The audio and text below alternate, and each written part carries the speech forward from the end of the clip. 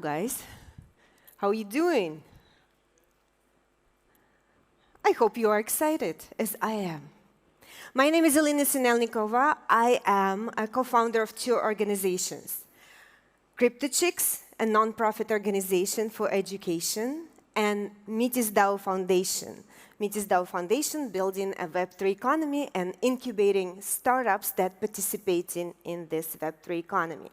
And Metis Layer 2 is one of those startups.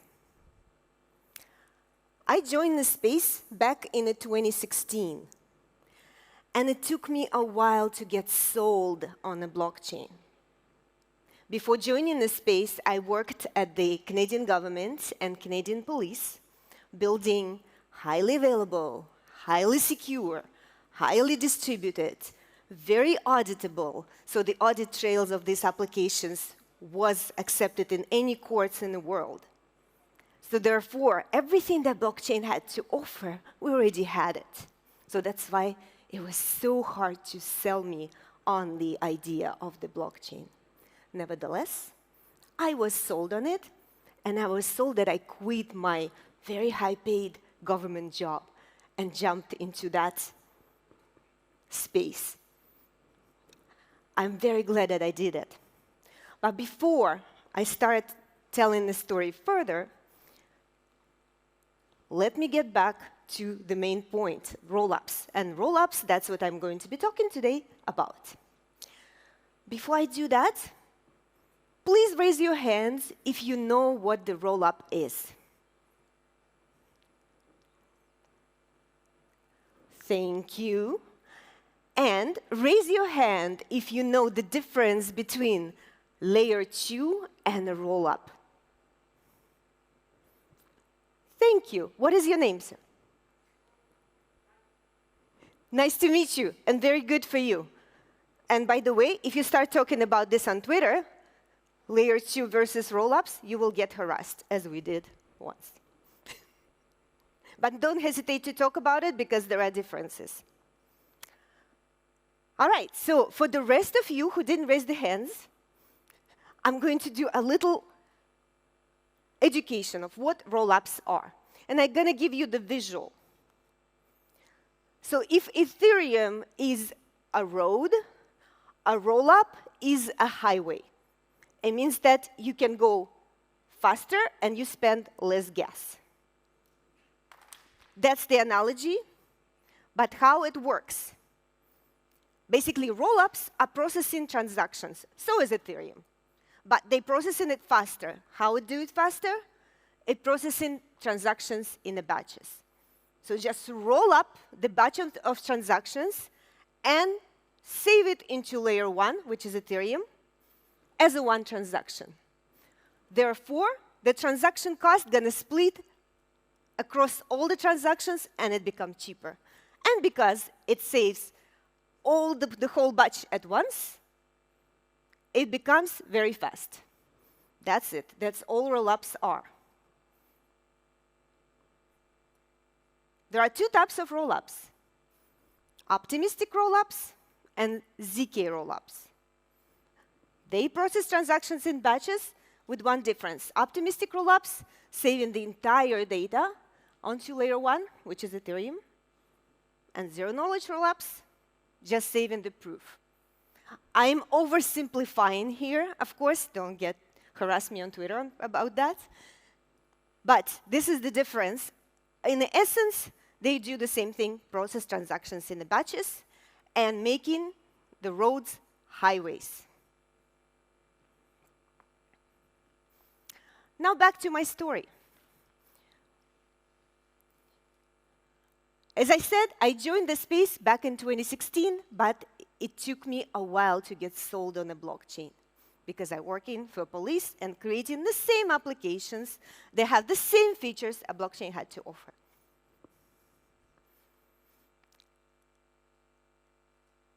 Sometime before 2016, my friend Natalia Amlin, who I know since the beginning of times, told me that her son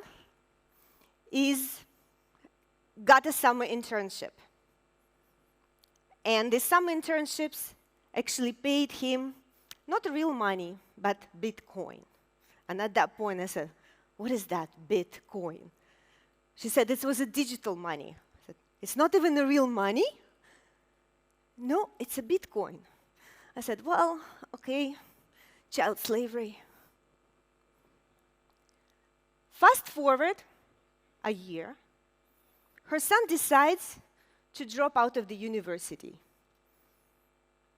And then my eyebrow raised, how come? What's happening? Something is happening. Fast forward, her son decides to open up a new blockchain, Ethereum. It got me a little bit interested.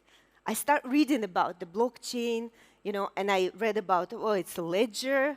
Well, it's fun, but isn't just SQL database much more scalable? How this is going to work? Fast forward a few months, Natalia asked me to help her with the wallet. I said, well, Vitalik can't help you. Well, why? He doesn't know Windows. He's a Linux guy. I said, OK. And at that point, we started installing. It was a mist back then. We started installing, wouldn't install. We started reading about it. On the forums, there was not a lot of things to read about, but we still found the information. And I started digging into what blockchain is. And still didn't sell. And just one thing that I came across while I was reading, it was in one of the books, it was this one.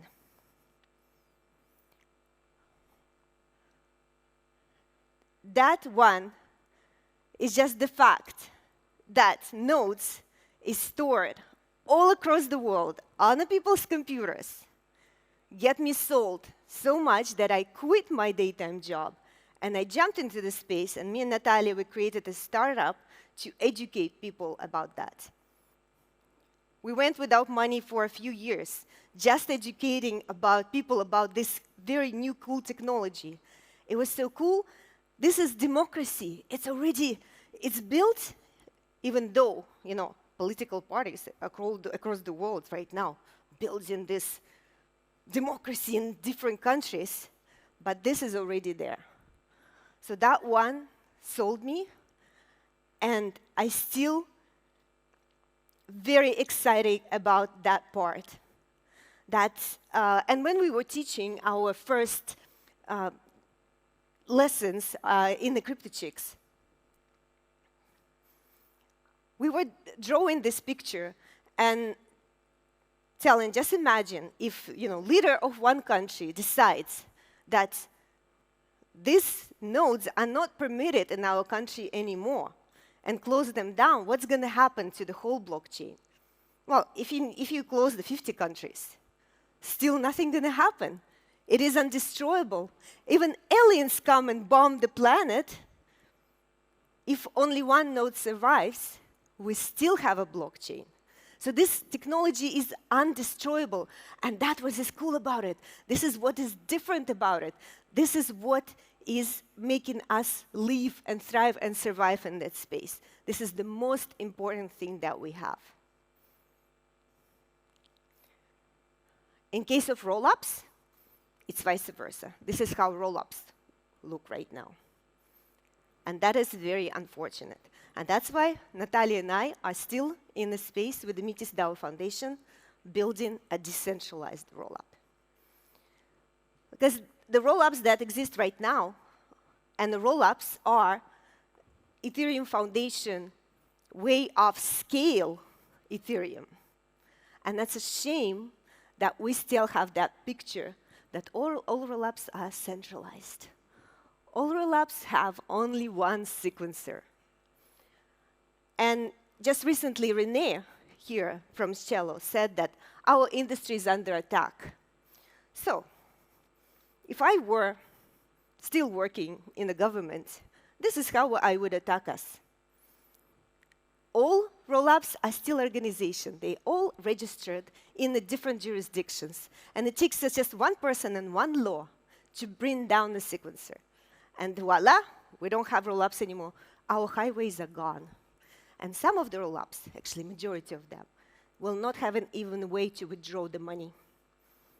So the money that are in these rollups will be done.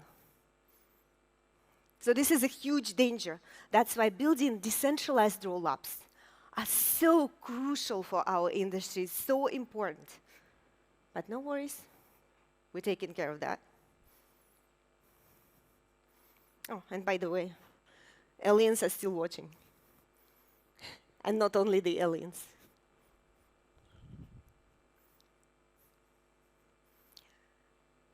Yes, we are working on decentralizing rollups, and we've been working up until since we started the layer 2, which was 2 years ago.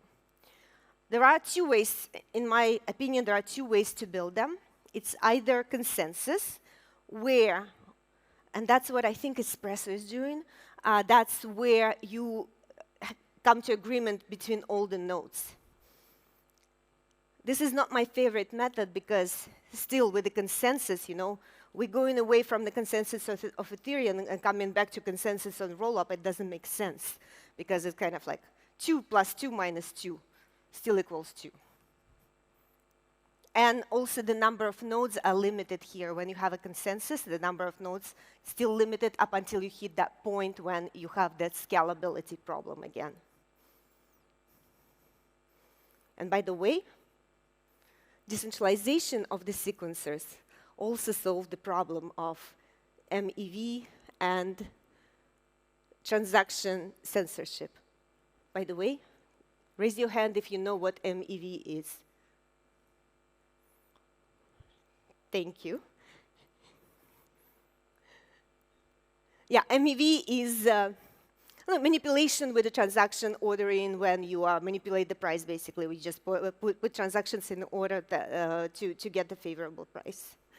And also, censorship of the transactions is when you actually pick and choose the transactions from the pool. So the second method of decentralization for the rollup, and that's my favorite, is a pool. It's when the sequencers is the ones that are basically doing the processing of the transaction. And here, for the simplification again, I am uniting block proposers and within the sequencer functionality as well. Don't get harassed me on Twitter. So, decentralization via the pool is when the sequencers take in the turns when processing transactions in a random order, when they don't know which transactions to process and when, but they take in the turns, they process transactions, they go away, and then the next sequencers take in the turn. In this way, you can have an unlimited number of sequencers, and therefore the decentralization can be unlimited as well. And they will be restricted by the blocks that they create, by the time that they create the blocks in, and therefore there will be less opportunity for the MEV and the transaction censorship as well.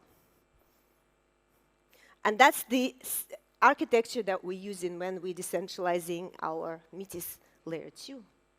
And by decentralizing our Metis layer 2, we're of course going to open source this technology so all other rollups can decentralize. And that's the goal. So the rollups is going to be looking like that soon, I hope. Right now, we're ready to go into the testnet already with that architecture, and we're whitelisting the sequencers. So if you would like to be the first one among this technology, if you would like to have your own sequencer in there, and by the way, this sequencer have to be highly available,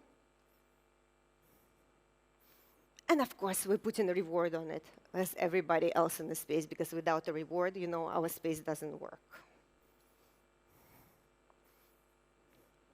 So if you would like to be a sequencer, please contact us. And we add you to the sequencer pool if you're good enough, or if we match our offer. And of course, the pools are coming as well, so people who don't have that much stake can also unite into the pool and have the sequencer all together. But whatever we do, we must decentralize. Thank you very much.